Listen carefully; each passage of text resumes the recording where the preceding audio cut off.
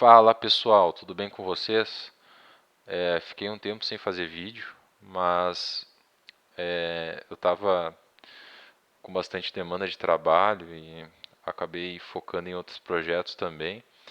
Mas decidi fazer esse vídeo aí para vocês, final de domingo, para vocês começarem a semana com um conteúdo um pouco diferenciado, né? Esse vídeo aí com o intuito de agregar um conhecimento de valor para vocês que talvez vocês não tenham acesso ou é, nunca ouviram ninguém falar, né?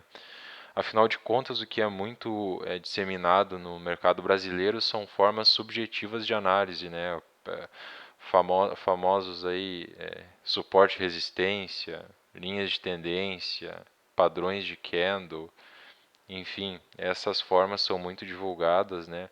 Regiões de briga, análise de fluxo, mas na minha opinião essas formas é muito difícil a gente se tornar vencedor no mercado utilizando forma subjetiva de análise, né?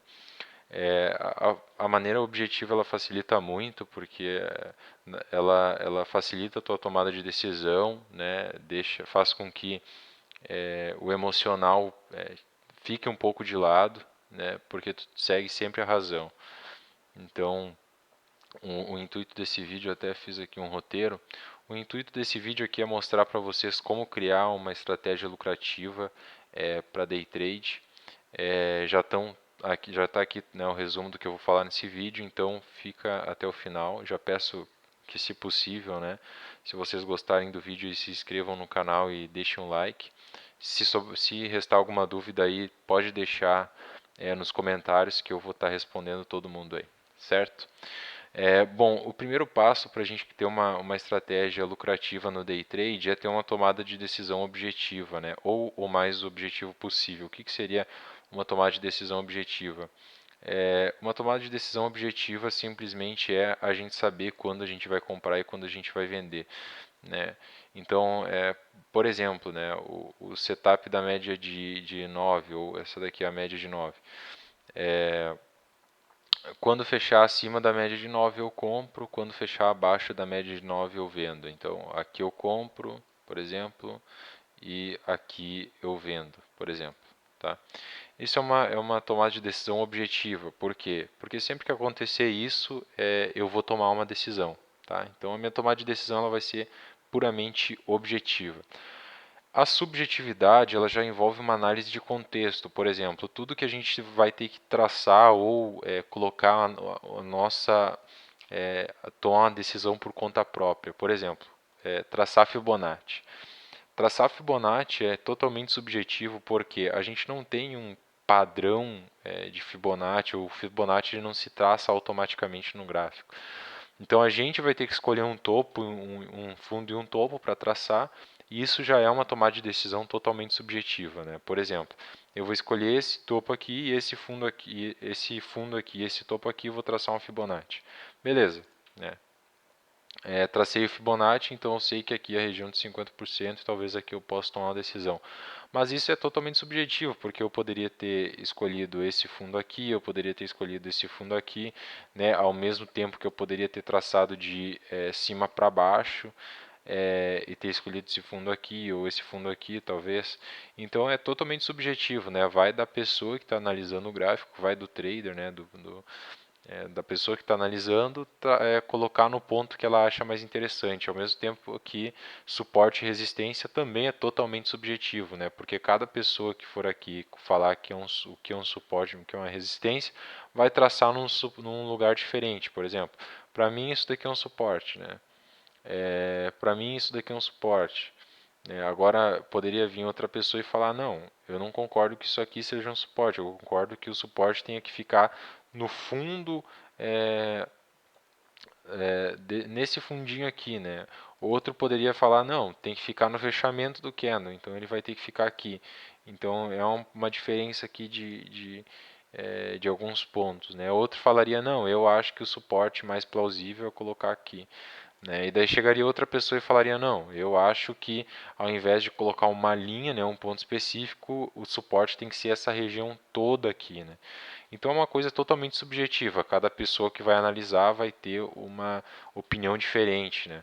Agora, quando é um modelo objetivo, por exemplo, passou a média de móvel para cima, todo mundo vai ver que passou a média de móvel para cima no gráfico diário, por exemplo, que é o que a gente está analisando. Então, é, não tem como pessoas enxergarem isso aqui diferente, né? Quando passou a média para todo mundo, não é só uma pessoa, né? Outro modelo objetivo, por exemplo, toda vez que bater no IFR aqui de 80, de 75 eu vendo, toda vez que bater no IFR de 20 eu compro. É totalmente objetivo, né? Porque eu não vou achar que bateu no NFR de 75. Quando bater eu vendo, quando bater no de 20 aqui eu compro. Então isso é uma tomada de decisão objetiva, tá? Quando a gente não precisa tomar uma decisão com base no nosso feeling, né? Ou com base no que a gente acha que pode ser uma região de compra ou de venda. É, Figuras gráficas também são totalmente subjetivas, tá? Porque a gente pode, por exemplo, achar que isso daqui é uma cunha, né? E daí isso aqui é um triângulo, por exemplo, né? E daí vem uma pessoa que fala, não, isso daqui não é nada, né? Isso daqui é simplesmente uma LTA, uma LTB aqui, né? Uma linha de tendência de baixa. Isso daqui é simplesmente uma linha de tendência de baixa que testou aqui agora, né? Mas a gente também está enxergando aqui um triângulo, por exemplo, né? Então, figuras gráficas são totalmente subjetivas e é isso que é muito disseminado aí é, pelos YouTubers aí, né? Não poderia chamar de profissionais de mercado, mas sim de YouTubers, tá?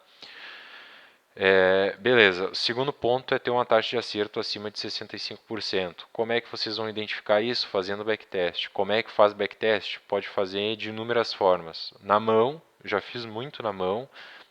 Outra forma que eu fazia também, eu imprimia o gráfico na tela, eu imprimia dia a dia do índice futuro, imprimia o gráfico numa folha A4 mesmo e identificava todas as entradas, se foi stop, se não foi, planilhava tudo no Excel e assim eu fiz meu backtest.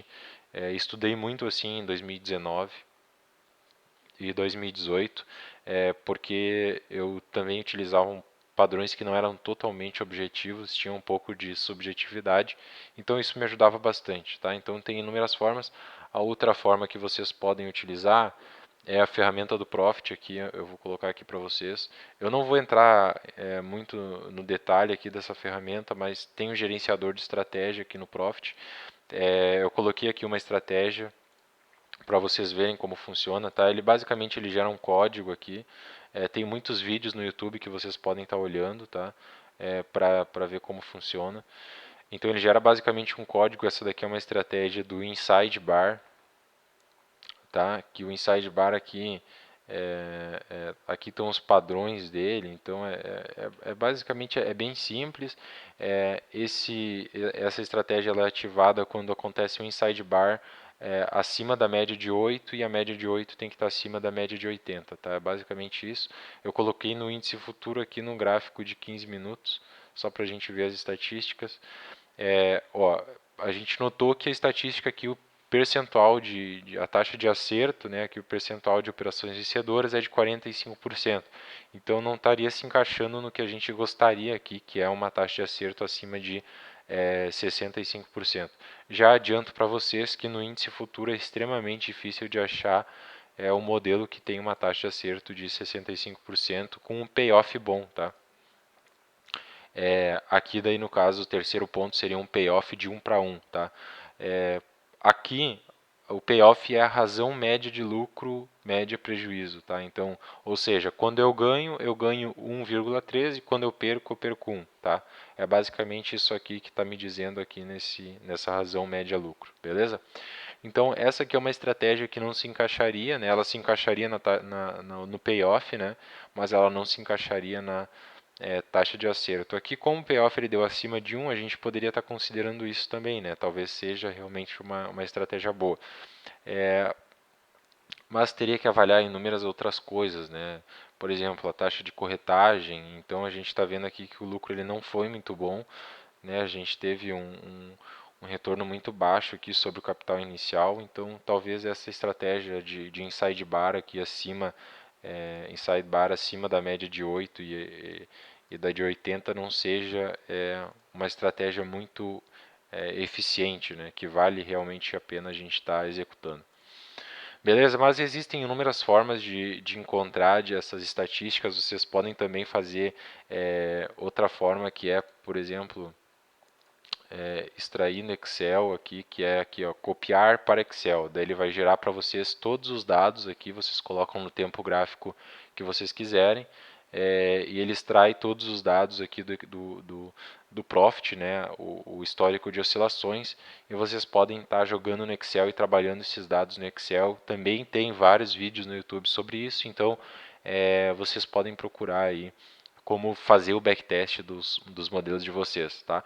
E, de novo, eu já falei isso em outro vídeo, mas um trader, uma das principais características de um trader, né, assim como a de um programador ou atividades que exigem um pouco mais de raciocínio, é pesquisar. Então, se vocês querem aprender a operar o mercado e futuramente ter isso aqui como fonte de renda principal, eu aconselho a vocês a pesquisarem formas de fazer backtest, pesquisarem estratégias, testar na prática. Daqui a pouco imprimir o gráfico que era o que eu fazia, né?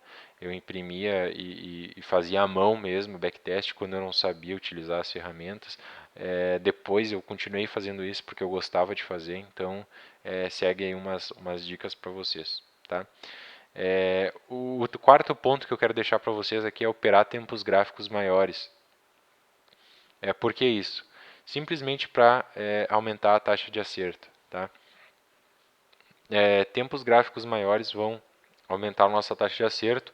E o segundo ponto também, né, que é uma característica disso, de operar tempos gráficos maiores, é diminuir a quantidade de operações. Então a gente vai ter diversos benefícios. Né? O primeiro, a gente vai ter menos ansiedade, porque a gente vai operar menos. E o segundo, a gente vai aumentar a nossa taxa de acerto. O que é um tempo gráfico ideal? De 10 a 120 minutos. Tá? Dentre esses, 10 minutos, 12 minutos, 15 minutos, 30 minutos, 60 minutos e 120 minutos. Esses são os tempos gráficos que eu já operei algum modelo. Né? Vai depender muito do modelo que a gente está procurando. Né? Por exemplo, modelos de tendência daqui a pouco operam melhor no tempo gráfico de 10 minutos. Então, segue aí mais uma dica para vocês testarem, irem atrás e tentar enxergar em qual tempo gráfico a estratégia de vocês funciona melhor. Tá? O quinto ponto, operar a favor da tendência. Por que operar a favor da tendência? Né? Eu coloquei aqui porque pensando que a primeira estratégia de vocês, né, que vocês estão procurando aí uma primeira estratégia lucrativa, né, para tentar operar o mercado de forma profissional. Operar a favor da tendência ele vai dar uma quantidade menor de operações, mas ao mesmo tempo vai dar uma tranquilidade maior para vocês. O que eu quero dizer com isso? O stop de vocês ele vai ser mais curto, tá? E vocês vão ter também um alvo mais longo. Isso é bom porque normalmente em estratégias de volatilidade vocês vão ficar muito para trás, ou seja, quando vocês perderem, vocês vão perder muito. E isso não é interessante para quem está começando ou para quem está tentando se consolidar no mercado, né? Pelo menos na minha visão. Estratégia de tendência já permite um stop mais curto que não afeta tanto o teu emocional quanto tomar um stop muito grande, né? E também o que ajuda bastante é ter lucros maiores do que o stop. Então, numa estratégia de tendência, tu vai ter um lucro maior do que o stop. E isso vai ser muito bom para o teu psicológico e para o teu controle emocional. E também vai ser um incentivo para te continuar seguindo a estratégia, seguindo o modelo. Eu coloquei aqui saída diferente de stop, porque vocês têm que entender que nem sempre vai ter um stop em operação. Né? No modelo de seguidor de tendência, ao invés de estopar a operação, vocês vão ter uma saída. Qual a diferença? Stop por exemplo, eu entrei aqui nesse ponto, o meu stop ele vai estar aqui nesse ponto e a minha saída ele vai estar aqui nesse ponto, sei lá. Vamos colocar aqui. Então, isso daqui é um stop, porque o stop ele já está plotado no gráfico, beleza? Eu já sei que o meu stop é aqui nesse ponto específico, né? E diferente do stop, a saída ela pode ser, por exemplo, acompanhada da média móvel. Então, eu entrei aqui vendido, tá? Eu entrei aqui vendido. E agora eu vou sair da operação quando o mercado ele romper acima da média móvel de 9. Ou seja, aqui eu saí da operação. Tá vendo que isso aqui não foi um stop, e sim foi uma saída, porque eu não estopei, eu não sabia onde estava o meu stop, eu não sabia onde eu ia sair da operação. Eu simplesmente saí quando o mercado fechou acima da média móvel de 9. Então, tentam encontrar modelos que tenham saída e não stop. Claro, talvez em alguns modelos, né, algumas estratégias seja interessante ter um stop fixo, né, ou um stop móvel daqui a pouco, mas esse daqui é um modelo de saída da operação. Então existem diversos modelos que utilizam saída, né, que é esse modelo no caso do acompanhamento da média móvel. Existem modelos, por exemplo, eu vou entrar vendido aqui e eu vou sair depois de 4 candles, ou seja, 1, 2, 3, 4. Beleza, eu saí nesse candle aqui, ó. Tá? Eu quero que vocês se proponham a pensar e a tentar refletir sobre esse tipo de estratégia. Tá? Existem inúmeras, então, tem estratégias, por exemplo, que falam, eu vou vender às 10 horas da manhã se o mercado estiver abaixo das médias móveis e eu vou recomprar às 11 horas. Então é um modelo de saída da operação, porque tu não tem um stop, tu não sabe onde vai estar o mercado, tu simplesmente colocou um tempo ali estimado que tu vai ficar e depois tu vai sair. Tá? Então é muito interessante, eu gosto muito porque tem diversos modelos que funcionam muito bem dessa forma.